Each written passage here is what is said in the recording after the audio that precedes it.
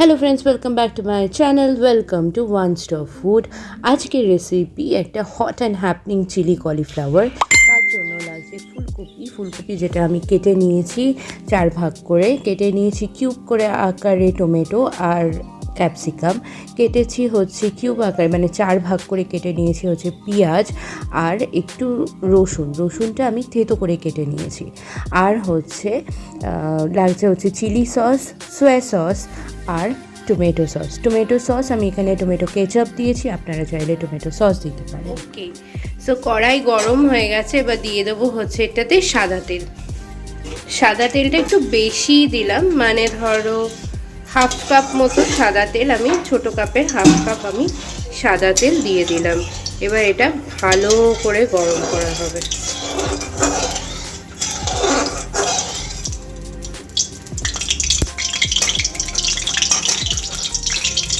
আর অন্যদিকে একটা ব্যাটার বানাবো, সেটা দেখে নাও। প্রথমে গেল হচ্ছে half cup cornstarch, half cup দিলাম।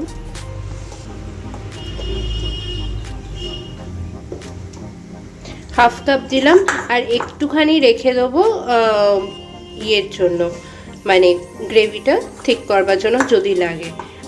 এবার দেবো হচ্ছে হাফ কাপ ময়দা, হাফ কাপ মতো কর্নস্টার্চ দিয়ে দিলাম। এবার এটার ভেতরে এইটুকুনি বেকিং পাউডার আমি দিয়ে দিলাম। ছোট চামচে 1 চামচ সয়া সস দিলাম, হচ্ছে একটুখানি হিং, জাস্ট ফর দ্য অ্যারোমা। এবার এটার একটা ব্যাটার বানিয়ে নেবো নুন দিয়ে। জল দিয়ে দিলাম, দিয়ে কিছু না, জাস্ট একটু ব্যাটারটা বানিয়ে নেব। ব্যাটারের কনসিস্টেন্সিটা ঠিক এরকম হবে, ঠিক আছে?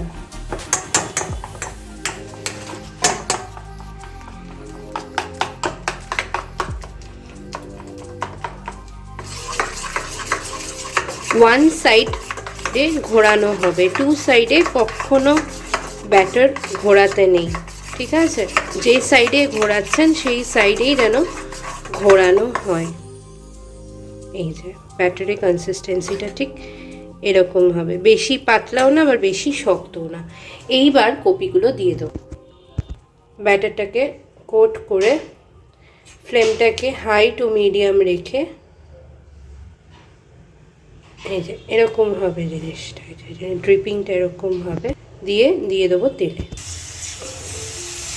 দিয়ে দিলাম তেলে। ডিপ ফ্রাই হবে না, মোটামুটি একটা ফ্রাই হবে। তো কয়েকটা করে নিই, তারপরে দেখাচ্ছি। তো আরেকবার দেখাই।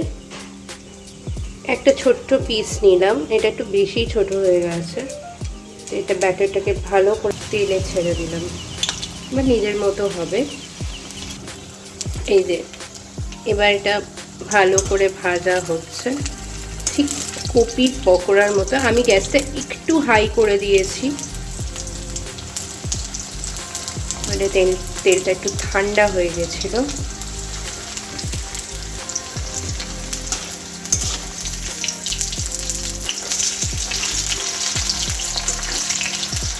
চিকেন পকোড়া, ফিশ পকোড়া বা চিলি চিকেন, চিলি ফিশ, এগুলো তো অনেকই খাওয়া হয়েছে।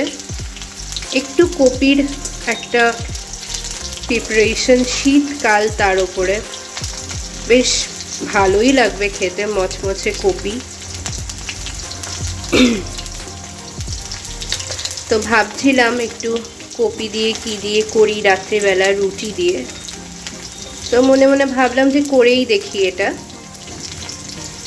খারাপ তো হবে না অবশ্যই। এটা ভালো করে ক্রিস্পি করে আর কি ভাজতে হবে।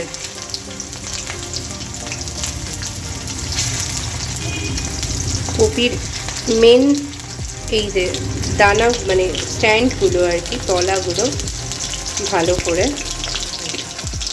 ভাজতে হবে। 2-3 মিনিট মতো ভাজলেই হবে, মচমচে হয়ে যাবে। আর যখন আমরা সস দেবো তখন আরও কপিটা ভালো লাগবে খেতে। একটা কপি ভেজে দেখাবো যে কেমন হয়েছে কপিটা খেতে দেখতে। এবার সিমে করে দিই, দেখতে কেমন হয়েছে। গরম খুব, করা যাচ্ছে না।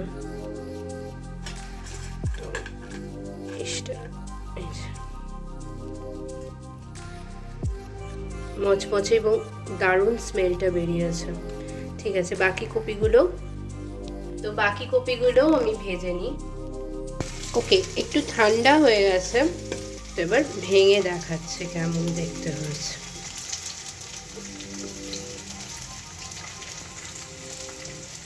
ওহ, ক্রিস্পি একটা খুব সুন্দর একটা ব্যাপার হয়েছে।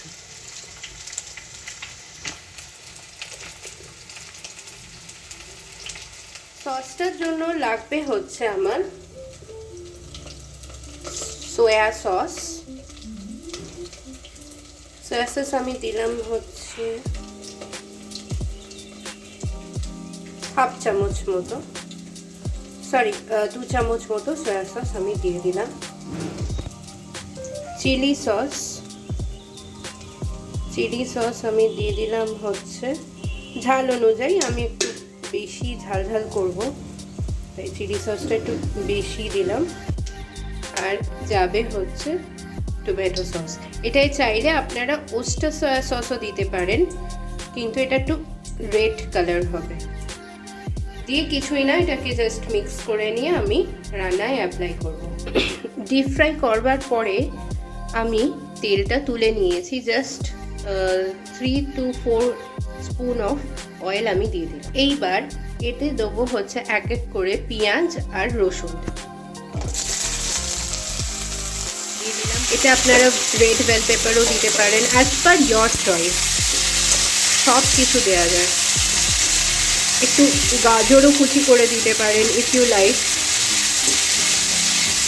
এটা তো আর অথেন্টিকের চাইনিজ কিছু রান্না নয়। ইনফ্যাক্ট শেফরা বলে যে চিলি চিকেন বা এই জাতীয় কোনো রান্নাই মোটামুটি চায়নাতে পাওয়া যায় না। তো এইবার আমি দিয়ে দেবো হচ্ছে নুন আর 3-4টে দানা চিনি, এবং ফ্লেমটা হাইতেই থাকবে এবং কনস্ট্যান্ট নাড়াতে হবে যাতে টমেটোগুলো কুক হয়ে যায় কিন্তু গলবে না। ভাজতে হবে জিনিসটাকে ভালো করে।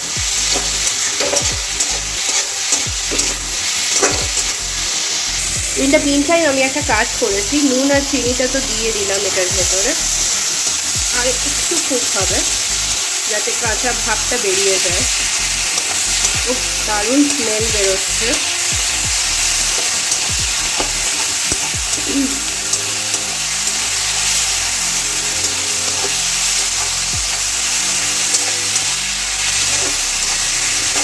এবার দিয়ে দেবো হচ্ছে সস আর একটুখানি জল। মোটামুটি এটা 2 থেকে 3 মিনিট ভাজতে দিলাম হাই ফ্লেমে, তারপর আমি স্লো মিডিয়াম ফ্লেম মানে সিমে দিয়ে দিলাম লো ফ্লেমে একদম। দিয়ে এবার সসটা দেবো। সস হচ্ছে টমেটো, সোয়া আর চিলি সস দিয়ে এই সসটা, এই বাটিটা ধুয়ে একটু জল দেবো। ওকে, একটু হাই ফ্লেমে আমি সসটা দিয়ে এটাকে আগে টস করে নিই। নুন টুন কিছু দেওয়ার দরকার নেই, জাস্ট হালকা টস করে জলটা দেবো।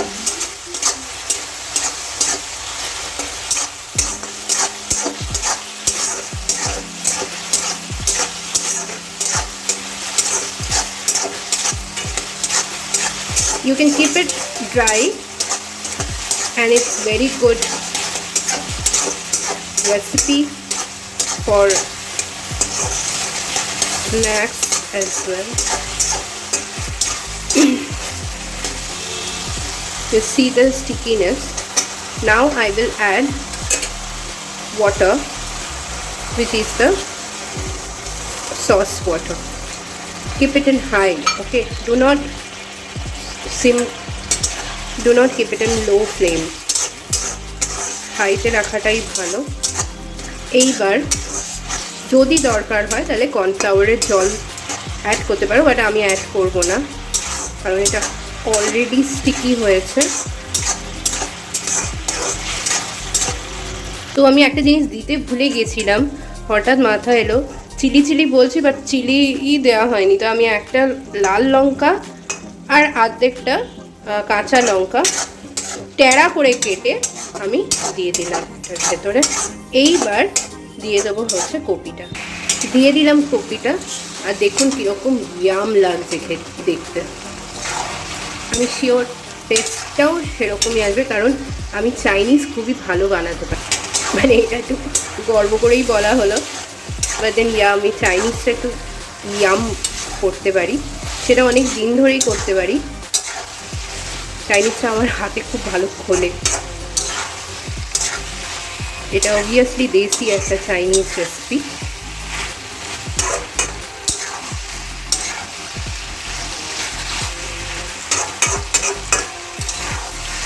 আর শীতকালের ভেজিটেবলস দিয়ে রান্না করতে যে আমার কী ভালো লাগে বলার কথা নয়। তো টসিং হয়ে গেছে, যেহেতু আমি একটা হাতে ক্যামেরা ধরে আছি তাই, নইলে আমি ফ্রাইং প্যানে কী করে টস করতে হয় সেটাও জানি, যেরকমভাবে চাইনিজ টস হয়।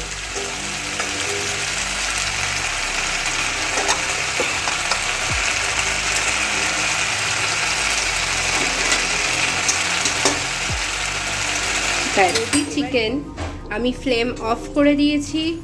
Gobi chicken is ready to B served. তো গরম গরম রুটি দিয়ে খাওয়া যায়, ফ্রাইড রাইস দিয়ে খাওয়া যায়, বা এমনিও আমি একটু ট্রাই করেছি, এমনিও as a snacks with cold drinks বা হার্ড ড্রিঙ্কসের সাথেও এটা খুবই ভালো যাবে।